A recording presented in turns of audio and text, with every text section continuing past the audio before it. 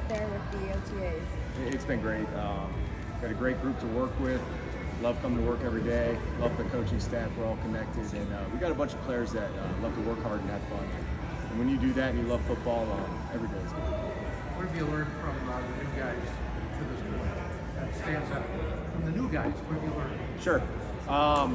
They're exactly what we asked for, So Kuda Ford's been great. He runs the ball. He's got the easy power. He gets off. He plays a run.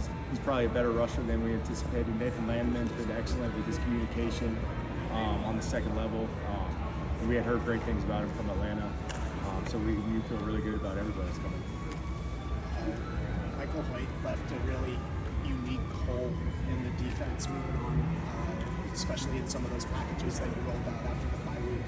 What's kind of in the process of evaluating who can fill that role in the defense and trying to find guys? Yeah, and that was a part, and Hoyt became one of our best 11 players we thought last year, so some of that stuff creating that for him was to get our best 11 on the field. And I think as we go through, we're still obviously very early, just finished OTA number 4, so earlier in the process, not necessarily to that point yet, but we're going to find and give each guy a chance to be the best 11, and if that's the case, we want to do stuff to essentialize their skill sets and get them on the grass.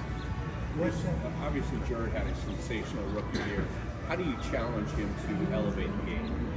It's not really elevate, Kurt, and we were just talking about it this morning. We don't want him to put any extra pressure on himself. Just like we talked about with Kobe Turner last year, you don't got to replace Aaron Donald. You don't got to do anything else. Just be the best version of yourself, and that's all we're challenging him to do is understanding his ops within the scheme of the defense, which we started to do in the middle of the season last year, and just be himself. And we're not looking for any stats, not looking for anything. We just want him to play hard and be his best self every single day. It's not like he lacked confidence last year, but do you see, for lack of a better word, a growth in that area? I do. I think I see a more complete understanding of the defense.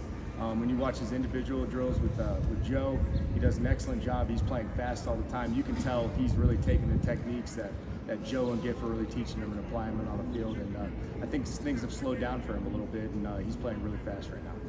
Brennan Jackson was someone that didn't see a lot of the field last year, but looked like he was working hard. One of the last guys who came along with him every night. How have you seen that carry over to camp? Yeah, he's put himself in great position so far to have really good OTAs. It was unfortunate last year. We were, really excited about him, and he got a hamstring pretty early in training camp, just like you're saying. And then, it's kind of hard when you're in and out to try to kind of get in the mix of things, and that's really what happened with him last year. So this year, he's had a great off season to put himself in position. His body's feeling great, and he's looked really good these last few days. How about Fiske and Emmanuel Forbes Jr.? What have you seen from each of them so far, and what would you like to see as the season? Fiske has been, he was rehabbing his knee, so he's been here, I think, more than the coaches in the offseason. But he's been awesome. He's gotten out there on the grass, taking a few reps these last few days, and he looks just like himself and just like Verse. We just want him to be himself and continue to elevate, the strengths in his games and work on the weaknesses in his games, and that's exactly what he's doing. And then Forbes has done a great job this far. We were really excited about him in the middle of the year, and it kind of similar to B-Jack, where you're trying to incorporate him in all the stuff, but it's really such an accelerated process. Now it's nice to see how smart he is, see him communicate, and he's done a really nice job. I got a chance to meet and know your great-granddad a little bit. Just wondering, how much interaction did you have with him? Were you able to take in from his experience at all? Oh, definitely. And it's a lot of the stuff, you hear stories almost every single day, especially coaching in the NFL. It's one of my favorite parts is, going playing a road game, someone grabbing you and saying, hey, I coached against your grandpa, or I worked for your grandpa, or things like that. And yeah, he was a grandfather to me. Obviously, a ton of interaction, not necessarily while he was coaching. When he was coaching the Dolphins, retired, I was living in Cincinnati still, so obviously not as much. But then we moved to South Florida, and he was living in Miami. And so, obviously got pretty close with him. And, he's the best guy. And my uncle, and my dad always kind of said about him, hey, you could set your watch on where he was going to be on a certain day. You knew exactly, he was so disciplined.